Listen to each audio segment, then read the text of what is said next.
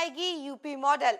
5 नए एक्सप्रेसवे बनने वाले हैं। नमस्कार, न्यूज़ नेशनल देख रहे हैं। यहाँ पर मैं हूँ सानिया आपके साथ।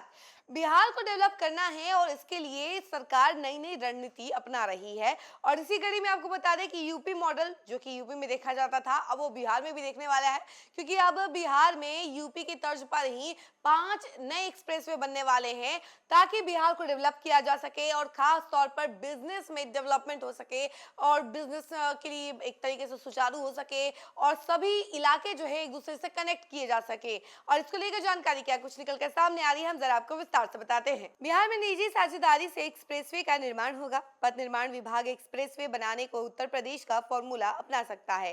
राज्य सरकार ने 7 निश्चय 3 में घोषित 5 एक्सप्रेसवे को मूर्त रूप देने की कवायद शुरू कर दी है। देश में सबसे अधिक एक्सप्रेसवे अभी उत्तर प्रदेश में है, इसलिए राज्य सरकार ने यूपी को ही मॉडल बनाकर एक्सप्रेसवे बनाने की रणनीति पर काम करना शुरू कर दिया है। दरअसल हाल ही में राज्य सरकार ने 7 निश्चय 3 की घोषणा की है। मुख्यमंत्री नीतीश कुमार की अध्यक्षता में हुई राज्य कैबिनेट की बैठक में इस पर मुहर लगी है। 7 निश्चय 3 में 5 एक्सप्रेसवे का निर्माण करने का निर्णय लिया गया है।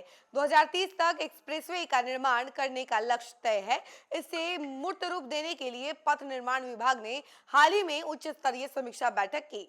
इसमें यह उभर कर आया कि देश में अभी मात्र 9 एक्सप्रेसवे हैं, जिनमें से एक बिहार, पटना, पूर्णिया का है।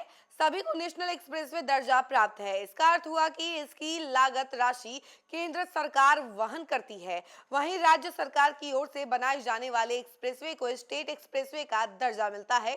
उत्तर प्रदेश में 14 स्टेट एक्सप्रेसवे पर काम चल रहा है।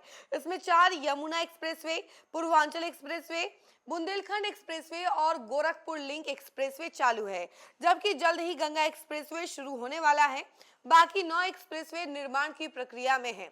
उत्तर प्रदेश मॉडल का अध्ययन करने पर पता चला कि यूपी ने सबसे पहले यमुना एक्सप्रेसवे का निर्माण किया। राज्य सरकार की अगर बात की जाए तो राज्य सरकार ने इसके लिए बजटीय व्यवस्था की थी, लेकिन इसकी लागत राशि को देखते हुए राज्य सरकार ने यूपी एक्सप्रेसवे प्राधिकार का गठन किया। प्राधिकार के माध्यम से सरकार केवल गारंटर बन रही है। सरकार की गारंटी पर वित्तीय संस्थानों से आसानी से कर्ज मिल रहा है।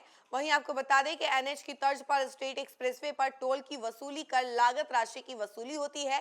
इससे सरकार पर कोई वित्तीय बोझ नहीं पड़ता है। बिहार में भी एक्सप्रेसवे प्राधिकार या कोई स्वतंत्र प्राधिकार बनाने पर विचार चल रहा है।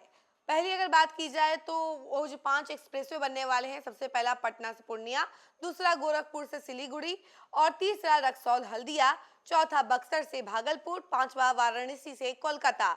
एक्सप्रेसवे का निर्माण करने का मकसद केवल लोगों को सहज, सुगम और तेज यातायात प्रदान करना ही नहीं, बल्कि राज्य में विकसित हो रहे नए इन इलाकों को संपर्कता और औद्योगिक वातावरण को और बेहतर करना भी है। इसलिए पथ निर्माण विभाग, नगर विकास, उद्योग विभाग आदि विभागों से विमर्श कर एक्सप्रेसवे का मार्ग तय होगा। मुख्य सचिव के स्तर पर होने वाली बैठक में मार्ग तय होने पर सरकार मंजूरी ली